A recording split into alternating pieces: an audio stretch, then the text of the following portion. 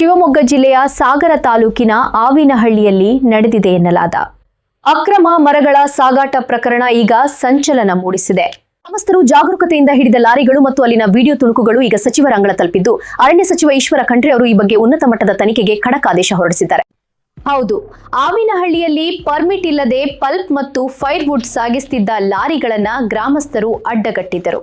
ಸುಮಾರು 25ಕ್ಕೂ ಹೆಚ್ಚು ಲೋಡ್ ಮರಗಳನ್ನ ಅಕ್ರಮವಾಗಿ ಸಾಗಿಸಲಾಗಿದೆ ಎಂಬ ಗಂಭೀರ ಆರೋಪ ಕೇಳಿಬಂದಿದೆ. ಮರಗಳ ಗಾತ್ರವನ್ನ ನೋಡಿದ್ರೆ ಅವು ಸುಮಾರು 30ರಿಂದ 40 ವರ್ಷ ಹಳೆಯ ಮರಗಳು ಎಂಬುದು ಮೇಲ್ನೋಟಕ್ಕೆ ಕಂಡು ಬರ್ತಾ ಇದೆ. ಈ ದಂಧೆಯಲ್ಲಿ ಅರಣ್ಯ ಇಲಾಖೆಯ ಸಿಬ್ಬಂದಿಯೇ ಕೈ ಜೋಡಿಸಿರುವ ಶಂಕೆ ವ್ಯಕ್ತವಾಗಿದೆ. ಸಚಿವರು ಪ್ರಕರಣವನ್ನ ಗಂಭೀರವಾಗಿ ಪರಿಗಣಿಸಿದ್ದು, ಕೂಡಲೇ ಎಪಿಸಿಸಿಎಫ್ ದರ್ಜೆಯ ಅಧಿಕಾರಿಯನ್ನ ಸ್ಥಳಕ್ಕೆ ಕಳುಹಿಸಲು ಸೂಚಿಸಿದ್ದಾರೆ. ಕೇವಲ 7 ದಿನಗಳ ಒಳಗಾಗಿ ತನಿಖೆ ನಡೆಸಿ ತಪ್ಪಿತಸ್ಥರ ವಿರುದ್ಧ ಕೈಗೊಳ್ಳಬೇಕಾದ ಕ್ರಮಗಳ ಶಿಫಾರಸಿನೊಂದಿಗೆ ವರದಿ ಸಲ್ಲಿಸಲು ಆದೇಶಿಸಿದ್ದಾರೆ. ಅರಣ್ಯ ಕಾಪಾಡಬೇಕಾದವರೇ ದಂಧೆಕೋರರೊಂದಿಗೆ ಕೈ ಜೋಡಿಸಿದ್ದಾರೆಯೇ ಎನ್ನುವ ಪ್ರಶ್ನೆ ಈಗ ಕಾಡುತ್ತಿದೆ.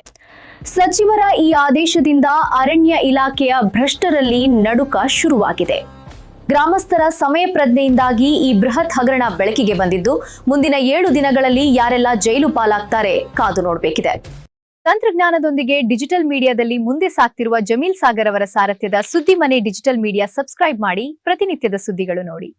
ಮತ್ತೊಂದು ಸುದ್ದಿಗಳೊಂದಿಗೆ ಮತ್ತೆ ಆಗಮಿಸುತ್ತೇವೆ.